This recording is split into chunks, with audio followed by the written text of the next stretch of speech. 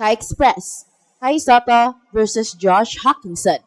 Ito ang tampok na banggaan sa Japan B-League ngayong February 14 sa pagitan ng Koshigaya Alphas and Sun Rockers Shibuya. Hindi lang ito simpleng regular season game. Ito ay salpukan ng dalawang sentro na may direktang connection sa rivalry ng Gilas Pilipinas at Japan national team. Sa club level, teammates and imports sila sa iisang liga. Pero sa international stage, magkatapat ang bandera na kanilang dala. Si Kai Soto, pangunahing anchor ng Gilas sa frontline kapag healthy, ay patuloy na bumabalik sa forma matapos ang injury layoff. Ang bawat minuto niya sa Koshigaya ay mahalaga hindi lang para sa standings ng Alphas, kundi para sa paghahanda ng Gilas sa mga susunod na FIBA windows. Ang kanyang rim protection, haba ng galaw, and interior presence ang inaasahang magbibigay ng depensa laban sa isa sa pinaka-consistent na big man sa Japan. Sa kabilang banda, si Josh Hawkinson ang naturalized player ng Japan at isa sa pinaka-produktibong big sa B-League. Kilala siya sa mobility, outside shooting bilang stretch big at mataas na motor sa rebounding. Sa tuwing nagtatagpo ang Pilipinas at Japan sa international tournaments, ang Hawkinson factor ang madalas na nagiging difference sa spacing and inside-out attack ng Japanese squad. Sa laban ng Koshigaya kontra Shibuya, malinaw ang strategic storyline. Kailangang kontrolin ni Kai ang pintura at pigilan ang second chance points ni Hawkinson. Samantala, susubukan ng Shibuya na hilahin palabas si Kai sa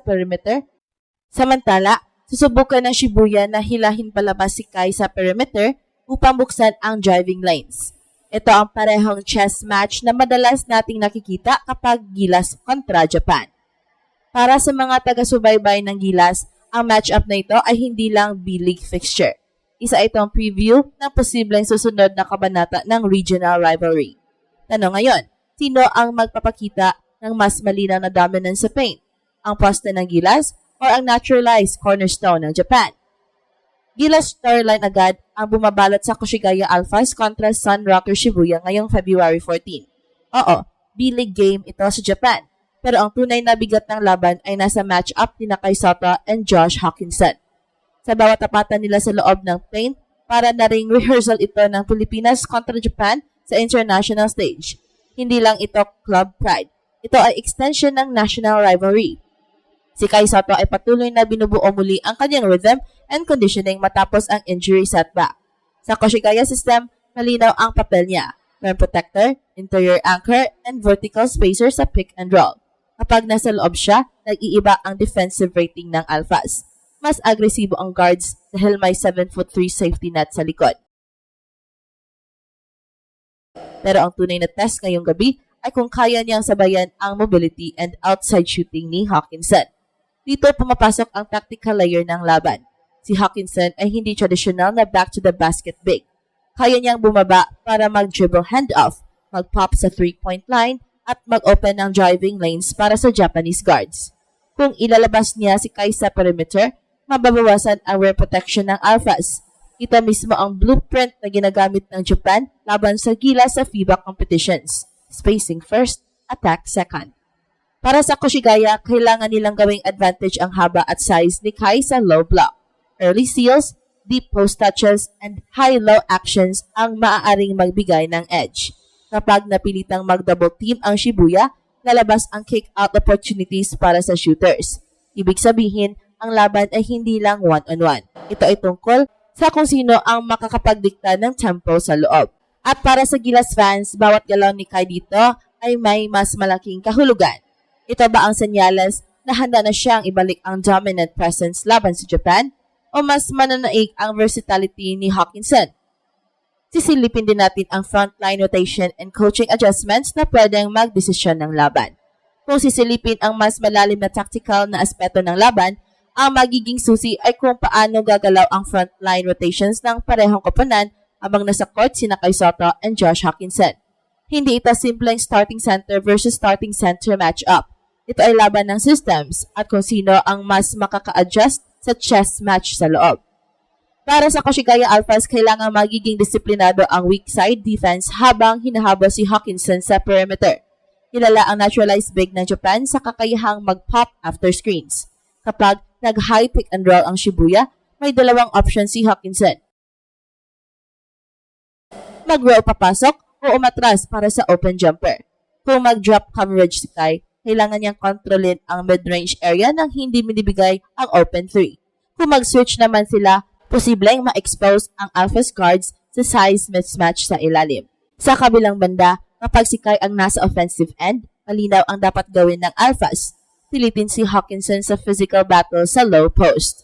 Hindi kasing haba ni Kai si Hawkinson, kaya dapat i-maximize ng Kashigaya ang height advantage sa early offense and offensive rebounds. Kapag nakakuha si Kai ng dalawang sunod na inside touches, mapipilitang mag-adjust ang Shibuya.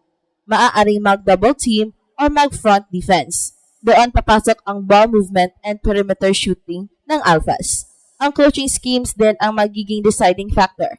Kung babagal ang pace, mas magiging half-court battle ito at mas lalabas ang pure big man duel. Pero kung magiging transition heavy ang laro, mas aangat ang mobility ni Hawkinson. Ibig sabihin, tempo control ang isa sa pinakamahalagang elemento. Sa mas malaking larawan, ang laban na ito ay parang preview ng susunod na Gilas kontra Japan encounter. Paano babantayan ni Kai ang stretch break? Paano sasagutin ng Pilipinas ang spacing attack ng Japan? Ang sagot sa B-League floor ngayong gabi ay maaaring magbigay ng hint sa future FIBA battles. Tatalakayan din natin ang long-term implications nito para sa Gilas at regional power balance sa Asia. Sa kabuuan, ang banggaan ni Kai Sota and Josh Hawkinson sa Kashigaya Alphas kontra Sanraku Shibuya ay higit pa sa regular B-League assignment. Isa itong strategic mirror ng mas malaking kwento. Gilas kontra Japan. Ang bawat rebound, bawat screen, bawat possession na magtatapat sila ay parang rehearsal ng susunod na FIBA showdown. At para sa Gilas supporters, mahalagang bantayan kung paano haharapin ni Kai ang stretch big challenge na matagal na ginagamit ng Japan bilang pangunahing sandata. Kung maipapakita ni Kai ang control sa pintura habang nanatiling disciplined sa perimeter defense, malinaw na malaking hakbang ito para sa kanyang return to peak form. Ang kanyang presence sa loob ay critical sa defensive identity ng Gilas.